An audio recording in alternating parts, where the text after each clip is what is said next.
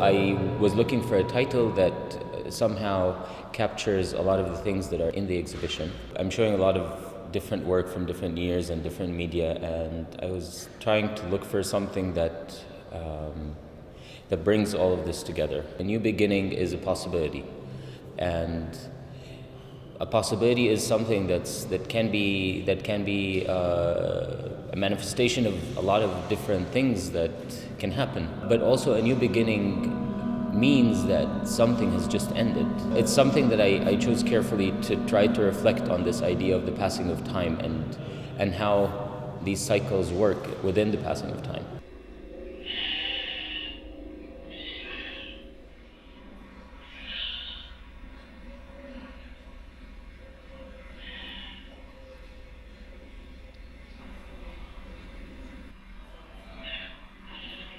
I started as a painter, and I was painting for a few years, and at some point I decided to do something else because I thought it fit better with my ideas, and then I really enjoyed it, and that was a very important part of it, the excitement of learning something new and working with something new and seeing it actually working.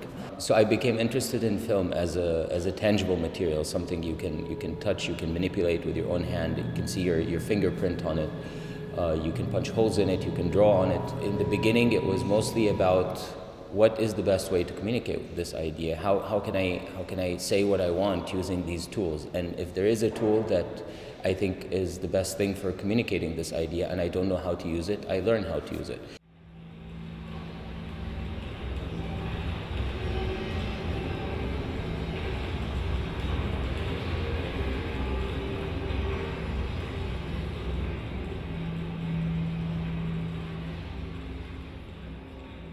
The commissioned works are 64 photo grid with some of the photos have text superimposed on it, and the text is fragments that I wrote from an imaginary love story. It's all fictional, but it's also not in chronological order. There is no beginning and end. It's just fragments of something that maybe one person can relate to one fragment and another can relate to another.